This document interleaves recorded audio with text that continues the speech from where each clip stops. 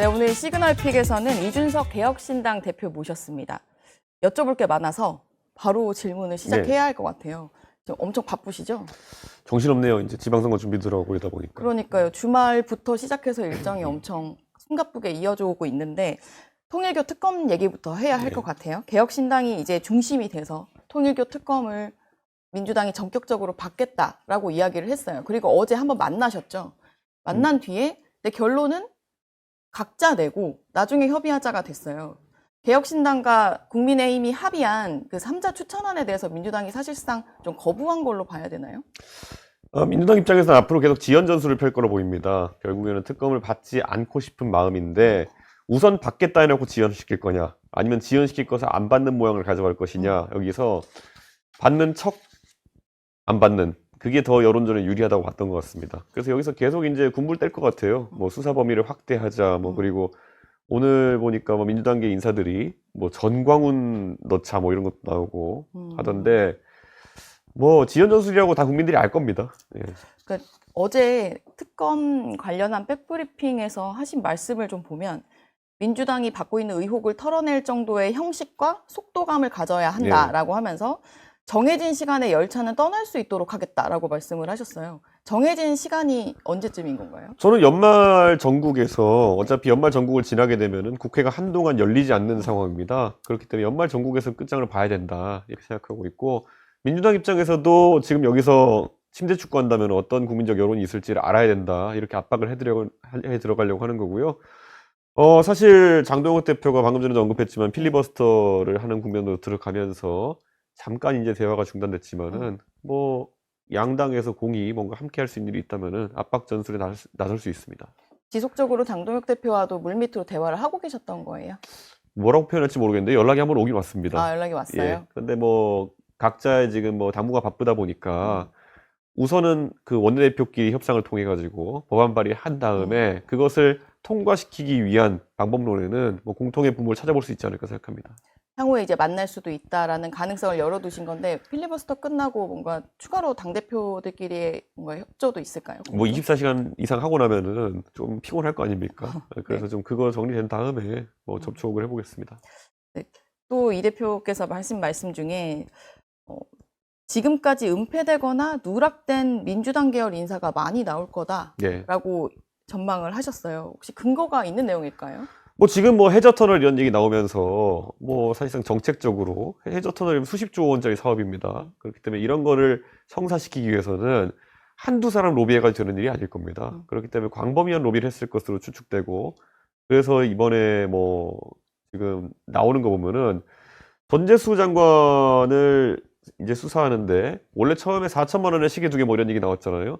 근데 반토막 내서 수사하고 있습니다, 지금. 그게 이제 특가법상의 뇌물수가 되느냐 이런 거를 회피하기 위해 가지고 반토막 내서 수사하는 거로 보이는데, 뭔가 더 있지 않을까. 그러니까 저렇게 전재수 장관도 반토막 내서 수사하고 있는 게 아니냐, 이렇게 생각합니다. 그러니까 지금 수사 범위 안에 그 특검 안에 보면 이제 민중기 특검이 그 사실을 은폐했던 의혹에 대한 것도 포함을 하자고 되어 있는데 그 자체가 뭔가 더 있을 거다라고 보시는 거예요? 왜냐하면은 이게 윤영호 씨가 언급을 하면서 다수의 인사를 언급했다고 되어 있습니다. 저 이름을 뭐 녹취로 나온 건 26명 정치인이 언급됐다고 되어 있죠. 근데 그 중에서 지금 한 5명 정도만 특정해가지고 수사를 하는 상황인 것 같은데, 나머지 인물들의 수사도 당연히 확대해 나가야겠죠.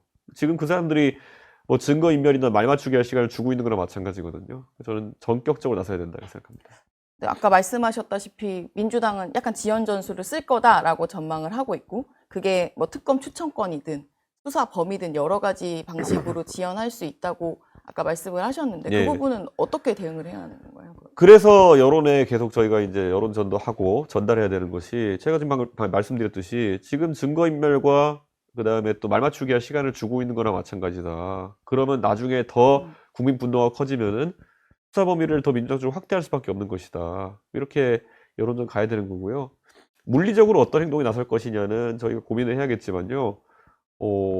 강경투쟁이 가야 될 겁니다. 강경투쟁? 어느 정도의 강경까지 생각하고 계십니까? 뭐 과거 이제 야당에서 소수당으로서 특검을 관철시킨 사례는 이제 김성태 전 원내대표가 했던 드루킹 특검 때, 그때 정도인데, 뭐 단식하던 도중에 얻어맞기도 하고 별일 다 있었어요. 근데 그 이상의 투쟁이 필요하지 않을까 생각하고 있습니다. 단식 이상의 투쟁이 필요할 수 예. 있다. 그럼 민주당에서는 일단 제3자 추천에는 좀 부정적인 것 같아요. 그리고 어제 민주당이 이제 2차 종합특검을 제출했는데 예.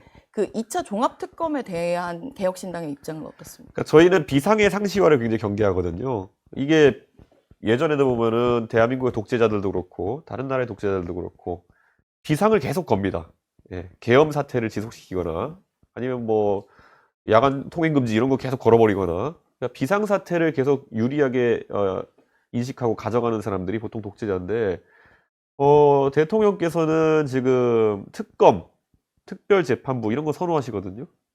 근데 또 그럼 비상이냐? 그럼 본인은 지금 뭐 냉장고 예능까지 나갈 정도로 지금 할 거 다 하고 즐기고 계신다는 거죠. 원래 그게 독재의 특성입니다. 국민들에게 비상을 걸어놓고 자기는 행복하게 살고. 저는 대통령께서 그런 모습을 자꾸 노정하시면은 국민들이 뭔가 이상한데, 예, 지금 비상인가 아닌가? 예, 비상이라는 건 혹시 반대파를 탄압하기 위해 가지고 그렇게 편하게 쓰는 거 아닐까 이런 생각할 겁니다.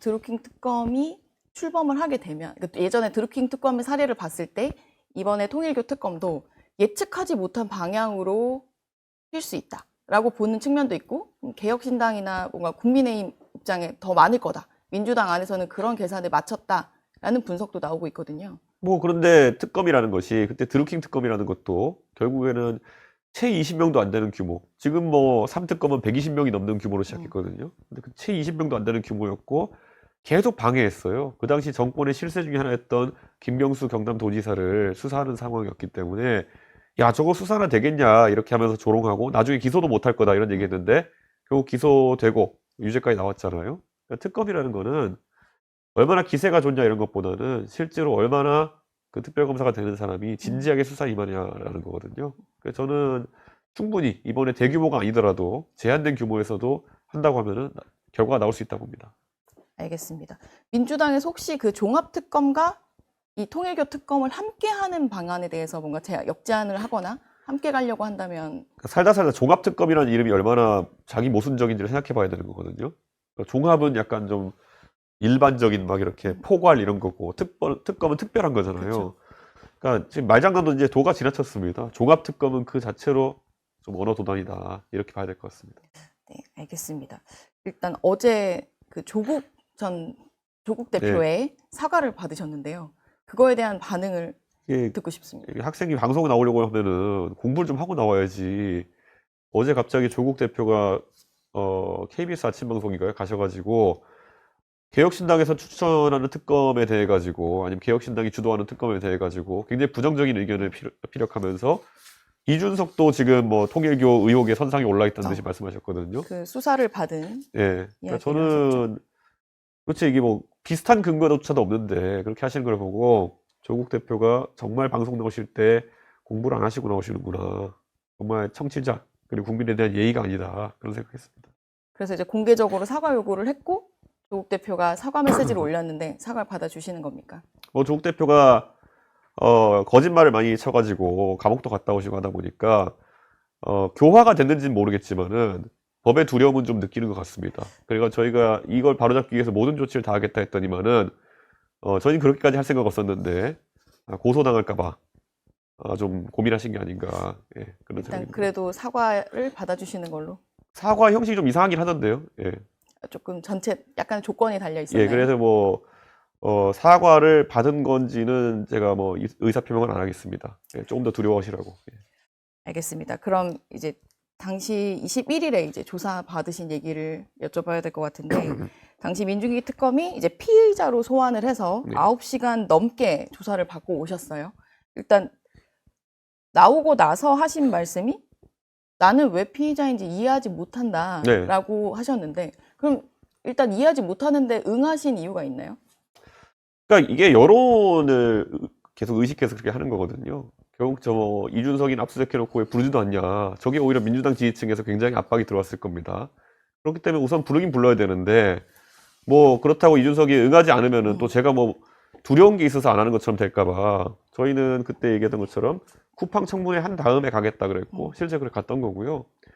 조사를 뭐 검찰 조사하는 거를 일반적인 시민들이 받아볼 일이 없으니까 이게 9시간 받았다니까 이거 어떻게 이렇게 많이 9시간 동안 꽉꽉 채워가지고 무슨 이런 거 물어본 줄 아시는데 원래 보통 가면은 그 인정신문이라는 것부터 합니다. 너 이준석 맞냐부터 시작해가지고 네. 너 사는데 어디냐 이런 것부터 시작해서 하고 나면은 보통 점심때 다 돼가고 그러면은 밥 먹고 밥 한 1시간 반 먹고 그때부터 이제 시작한다고 보면 되는 거죠. 그리고 2시간마다 한 20분씩 쉬고 뭐 그런 겁니다. 그럼 그렇게 따지면 사실 조사를 받는 시간 자체는 그렇게 길지 않았을 수도 있는 건데 네. 피의자 신분인데 조사를 받으면서 피의자 신분인 걸 느끼지 못할 정도였다는 설명인가요? 그리고 업무방해라는 걸로 저를 이제 그랬죠. 피의자로 구성했는데 업무방해라는 게 제가 그 당시 국민의힘 대표 사장 신분인데 국민의힘의 공천 업무를 방해했다 이거거든요. 그러니까 이게 아주 안 되는 건 아닙니다. 예를 들어 어떤 사기업에서 누가 인사위원회 같은 곳에서 사람을 뽑는데 거기다 사장이 압력을 넣으면 업무방해 될 수는 있습니다. 근데 뭐 그런 것에 대한 것을 제시하지 않았기 때문에 그럼 어떻게 구성되는 것이냐 제가 아직까지 잘 모르겠습니다. 실제로 나올 때 피의자인지 이해하지 못한다고 해서 네. 원래 특검 조사를 받으러 가게 되면 이제 예상치 못한 걸 내밀거나 뭔가 그런 것들은 없었나요? 조사를 받을 때? 그런 거 전혀 없었습니다. 그래서 아까 말했던 것처럼 그 저를 구성하려고 했던 게 이준석이 국민의힘 대표로서 국민의힘에 업무방해를 했다인데 굉장히 어려운데 어쨌든 그러면은 말씀하신 것처럼 그에 대한 질문들을 물어봐야 되는데 그건 아니었던 것 같습니다. 네. 그건 아니었고 그 민중기 특검이 어디에 집중하고 있구나라고 느끼시는 게 있으세요? 조사를 받은 뒤에? 뭐 포괄적으로 이제 윤석열 대통령을 제 전날 수사했다고 하는데 네, 맞아요. 그 윤석열 대통령이 여기 어떻게 개입했는지 이런 것들을 궁금해하는 것 같은데 뭐 제가 1월 달에 이제 참고인 자격으로 이제 검찰 수사에 네. 갔던 적이 있는데 그때랑 질문이 크게 달랐던 것 같지는 않습니다. 22년 이제 지방선거 때 주로 공천 얘기잖아요. 그리고 그때 예전에 그 문제가 불거졌을 때 강서구청장 보궐선거라던가 예. 포항시장 공천 얘기는 예. 많이 얘기를 했고 그때 예. 저도 취재했던 기억이 나는데요. 예. 그 부분 말고도 뭔가 더 추가로 질문이 나왔나요? 제가 뭐 참고인 자격으로 이제 특검 측에 제공한 내용들은 제가 웬만하면 밖에서 얘기 안 하려고 하는 것이 뭐 지금 이제 그 수사가 진행 중인 것 같기 때문에 제가 밖에다 얘기할 필요는 없을 것 같고요. 그런데 전체적으로 뭐 윤석열 대통령이 앞에서 수사하면서 뭐 새로운 내용을 얘기했던 것 같지는 않습니다. 거기에 따른 질문이 없었던 걸로 봐가지고는. 그럼 이제 곧 수사 종료 시한이 이제 얼마 안 남았어요. 그 김건희 특검이 마무리를 잘 할 수 있을 거라고 보시나요? 우선 김건희 특검에서 소위 말하는 거물, 국민들이 이름 알만한 사람을 기소한 것은 오세훈 시장이 아마 유일할 겁니다. 뭐 그 부분에 대한 공판을 아마 김건희 특검에서 유지하고 진행할 수 있을까가 아마 관건이 될 건데요. 그건 좀 시간을 두고 지켜봐야 될 것 같습니다. 알겠습니다. 일단 국민의힘 이야기를 안 할 수가 없는데요. 그 통일교 특검 이야기를 하면서 이제 뭐 민주당 향해서도 물타기 하지 마라 이렇게 이야기했지만 국민의힘 향해서도 이럴 때는 당내 이견, 전쟁을 조금 다중하고 힘을 합쳐달라라는 이야기를 했어요. 그럼 지금 당내에서 벌어지고 있는 상황을 보고 계시다는 건데 지금 통일교 특검 하면서 이제 국민의힘이랑 어떻게 협의를 해갈지 그리고 그 안에서 갈등을 좀 자중해라라는 메시지를 내신 이유가 있을까요? 그러니까 여기서 개혁신당이 지금 어렵게 특검 국면을 만들어내고 이끌어가고 있지만 가장 이제 발생할 수 있는 비상사태가 여기서 예를 들어 경찰이나 아니면 수사기관에서 국민의힘 인사 한두 명 이름 흘렸더니만은 어이쿠나 해가지고 또 발 뺀다든지 이러면은 안 되는 거거든요. 그래서 제가 그거는 좀 자신감을 좀 북돋아줘야 된다. 지금 어차피 민중기 특검에서 많이 들여다봤을 거고 국민의힘 관련 인사의 이름이 뭐 권성동 대표 이상의 이름이 있었다고 한다면은 분명히 얘기했을 거다. 그러니까 여기는 아무리 긁어도 안 나오는 그런 상황일 거고 민주당은 이제 노다질 거다. 이걸 인식해야 되는데 한두 명 흘리기만 해도 반응할까 봐. 그게 국민의힘이거든요. 그래서 먼저 이제 약간의 자신감을 북돋아주는 그럴 메시지를 거면 시작하지도 마라 이런 것이고 또 보면은 장동혁 대표는 그래도 좀 지금 상황에서 본인이 터닝 포인트가 될 수 있다고 인식하는 것 같아요. 그러니까 당장 필리버스터도 비장함이 보이는 형태로 하잖아요.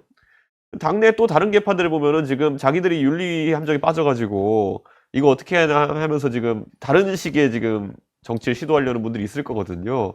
근데 그런 분들이 지금 또 판깨면 안 된다. 그래서 지금 조심스럽습니다.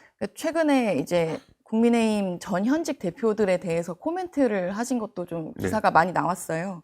장 대표를 향해서는 이제 용꿈 꾸던 황교안과 비슷하다라는 말씀을 하셨었고 한동훈 전 대표 향해서는 이제 김문수 전 대선 후보와의 러브샷 연출에 조금 외롭구나 하는 생각이 든다라는 비판을 하셨는데 그러니까 황교안 대표 같이 되면 안 된다는 얘기를 하는 거죠. 거꾸로 말하면은. 왜냐하면 장동혁 대표가 뭐 이건 웃자고 하는 얘기만 우리가 황교안이다 이런 얘기를 하기도 했는데 사실 황교안이라는 사람은 그 개인으로서는 굉장히 뭐 총리까지 지내시고 훌륭한 분이지만은 정치 행보에 있어가지고는 굉장히 안 좋은 모습을 많이 보였거든요. 그러니까 황교안 같이 되면 안 된다는 거죠.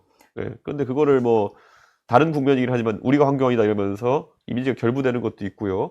황교안 대표의 결과는 결국 총선 지고 쫓겨난 거거든요. 그러니까 장동혁 대표도 그러면 안 되겠죠. 그러면 본인이. 안 된다는 것이고 장동혁 대표에 대한 평가는 아니었다라는 말씀이신 건가요? 아니 근데 비슷하게 하고 있어요 지금 황교안 대표랑. 그러니까 굉장히 지금 불안불안한 거죠. 그리고 지금 나머지 세력들 같은 경우에는요. 한동훈 전 대표? 예. 그러니까 여기서 당장 오늘이 터닝 포인트가 될 겁니다. 지금 장동혁 대표는 나름 몸을 갈아 넣으면서 비장함을 보이고 있잖아요. 근데 여기서 갑자기 뭐 우리끼리 뭐 토크 콘서트하고 놀고 이러고 앉아 있는 모습 보이면은 그러면 사람들이 야 이게 때가 맞는 때인가 이런 생각을 할 거거든요. 그래서 아마 이 상황이 발생하기 전에는 그럴 수 있었지만은 지금 이제 저 비장한 모습을 보이는 사람을 공격한다? 쉽지 않을 거고 그걸 아마 장동혁 대표도 인식하고 저런 행동을 하는 거다 이렇게 봅니다. 비상한 상황에는 당이 뭉쳐야 된다라고 생각을 할 거예요. 저는 뭐 그 당이 아니니까 저는 아닌데 아, 네. 그 당에 있는 분들이 이제 좀 난감한 상황일 겁니다. 안티 장동혁인 분들이. 그 시기와 또 맞물리는 게 한동훈 전 대표 이제 당원 게시판에 대한 당무 감사 결과가 이제 나오느냐 마느냐, 뭐 예. 크리스마스 전이냐 후냐 이야기가 나오고 있는데요. 그 부분은 당이 그럼 어떻게 좀 국민의힘이 어떻게 대처해야 된다고 보시나요? 저거는 뭐 윤리 같은 걸 열어 가지고 세게 때릴 것도 아니고 그냥 망신 사고 끝날 일인데 지금 망신을 안 당하기 위해 가지고 더 큰 망신을 사고 있는 모양새거든요. 그러니까 저는 아니 그 사람 욕 좀 할 수 있지 게시판 같은 데 가가지고 좀 성격 이상한 것 같은데 어쨌든 그럴 수는 있는 건데 너무 그걸 민감하게 받아들여 가지고 나는 뭐 완전 무결한 사람인 양 하려다가 지금 이제 완전 망신 사는 상황이 되는 거거든요. 그러니까 저는 그냥 이런 거는 그 당사자도 아이고 그냥 좀 그때 대통령하고 싸우느라 내가 기분이 좀 그래가지고 그 들킬지 모르고 낙서 좀 했다 뭐 이렇게 표현하면 되는 거고 그걸 뭐 치주하려는 사람들도 아유 그 정도 허물이야 서로 덮고 가는 거지 뭐 그렇게 솔직하게 얘기해주니까 고맙다 이렇게 하면 되는 건데 꼭 그 자존감이 강한 사람들끼리 약간 바보 대결 비슷하게 하는 경우가 있습니다. 친한계에서는 당대표가 이제 자신의 권한을 이용해서 세력을 찍어낸다라고 비판을 하고 있어요. 예전에 그리고 이준석 당시 이제 국민의힘 대표일 때를 많이 언급하고 있는데 그 친한계라는 자들은요 한 명도 빼놓지 않고 이준석이 옛날에 징계한다고 할 때 웃고 즐기면서 방송 가서 아예 제명해버린다 했던 사람도 있어요. 그러니까 저는 대인배니까 그런 사람들한테 지금까지 뭐라 안 했지만은 적어도 나중에 자신이 봤을 때 부끄러울 만한 얘기는 안 하는 게 좋겠다 그런 생각입니다. 그럼 국민의힘의 이번 통일교 특검 협공이 선거 연대로까지 이어질 수 있을까라는 그건 어려워 의문이 보입니다. 예, 저희 개혁신당에서도 광역단체장 후보나 아니면 또 기초의원 후보 이런 분들이 윤곽이 잡혀가고 있는 상황이기 때문에 이분들 입장에서 당연히 자신들이 노력하고 있는 상황에서 그런 것이 언급되는 것조차 신뢰라 이렇게 생각합니다. 네, 알겠습니다. 제가 오늘 이제 해양수산부를 끝으로 예. 이재명 대통령의 업무 보고가 마무리돼요. 네, 이재명 대통령이 이제 업무 보고에서 다양한 발언으로 이제 논란이 되기도 했고 화제가 되기도 했죠. 뭐 노동신문 이제 보게 해야 한다는 얘기도 했었고 그리고 뭐 가석방 늘리는 얘기도 약간 논란이 됐었는데 어떻게 보셨어요? 총평을 해주신다면. 예전에 김종인 위원장이 윤석열 정부 출범한 다음에 저랑 있는 사석에서 윤석열 저 사람 도어 스태핑 한다고 하는 거 그만두게 못하면은 정권 망할 거다 그랬어요. 근데 맞죠. 왜냐하면 윤석열 대통령은 뭐 처음에 본인이 소통 이미지 보여주고 싶은 건지 몰랐겠지만은 결국에는 매일매일 컨텐츠를 생산해야 된다는 부담감이 스스로를 올가맸고 그래가지고 이제 사고 터진 거거든요. 저는 지금 이재명 대통령도 마찬가지입니다. 예, 본인이 이제 말을 많이 하는 스타일인데 저도 정치를 하면서요. 머리에 들어오는 것보다 말을 많이 할 때는 항상 위기감이 옵니다. 제가 그래서 사실 이재명 대통령이 본인이 공부한 스타일이라기보다는 누군가에게 이제 받아가지고 얘기하시는 것 같아요. 어느 날은 보면 맞는 얘기하다 어느 날은 보면은 그냥 말도 안 되는 얘기하고 이렇게 되거든요. 저는 지금 들어오는 거에 비해서 나가는 게 많은 상황이다. 그러면 속이 비죠. 지금 그런 상황이 되어가고 있다. 그러니까 그 콩쥐PT라고 했던 사람 그 사람만 보더라도 그냥 멀쩡하게 말 잘하는 것처럼 보이면 칭찬해 주는 거잖아요. 그런 게 보통 이제 가장 리더 중에 위험한 거죠. 통찰력이 아니라 결국에는 앞에서 뻔지르르하게 말하면은 오, 너 잘한다 이렇게 하는 거. 그게 어떻게 그 국가 경영일 수 있겠습니까? 대통령 발언 중에서 좀, 이 발언은 좀 아닌데라고 생각한 게 있었나요? 환단고기가 최악이었죠. 예, 그거야말로 대통령은 소위 이제 진보적인 성향을 가진 사람이 알려져 있는데, 그러면은 세상을 보는 관점이 계급론적이라든지 이런 것들에 대해서 밝아야 되는데, 지금 하는 거 보면은 전체주의적이고 민족주의적이고 국뽕주의적이고 이런 거는 제대로 된 진보도 아닌 거예요. 그러니까 이거야말로 그냥, 짬뽕 정체성을 가지고 이제 국가 운영하는 거다. 그렇게 말씀드릴 수 있습니다. 네, 제가 하나만 더 여쭤볼래요. 예. 쿠팡 그 연석 청문회가 예. 준비되고 있고, 예. 그 당시에 쿠팡 청문회에서도 예. 이제 뭐 영어로 이제 예. 통역을 하시기도 하고 활약을 하셨는데, 이제 그때 상당히 국민적 공분을 많이 산 상황이에요. 그래서 영업 정지 가능성도 나오고 있고, 예. 실제로 쿠팡에 대해서는 어떤 조치를 해야 한다고 보시는지랑, 청문회가 추가로 열리면 실제로 그 김범석 의장을 세울 수 있는 건지 이런 부분들이 많이 궁금할 것 같거든요. 저는 김범석 의장을 세우기는 쉽지 않을 텐데요. 세울 수 있도록 노력해야 될 거다 이런 생각하고, 왜냐하면 이게 특별한 일이 아니에요. 미국에도 이제 청문회를 하게 되면 의회에서, 아니 우리가 알고 있는 주커버그 같은 사람 나왔고 제프 베조스 이런 사람들 나오고, 그 사람들은 훨씬 더 큰 회사의 글로벌 CEO인데 김범석 씨가 안 나온다고 하는 이유는 글로벌 CEO로서 바빠서거든요. 그거는 우리나라에서 90%의 매출을 발생시키는 그 회사의 CEO가 가질 자세는 아니다 이렇게 생각하고요. 실제로 큰 문제가 발생했잖아요. 지금 처음에 시작은 개인정보였지만은 그 외에도 노동자 처우라든지 이런 거에서 문제가 많은데, 한 번쯤은 나와서 우리 국민들에게 얘기할 필요가 있다. 그리고 김범석 의장은 제가 한 10년 전에 제가 사석에서 본 적이 있는데 한국말도 잘하고 한국적인 마인드 갖고 있습니다. 한국말 잘하시는군요. 그때 나왔던 대표이사와는 달리. 그렇죠. 그때는 뭐 쿠폰 팔던 시절이었는데, 아무리 위상이 바뀌었다고 해가지고 그 마인드가 크게 바뀌었다고 보기는 어렵기 때문에 충분히 국회의원들에게 자신의 입장을 설명할 수 있을 것이다 생각합니다. 네, 알겠습니다.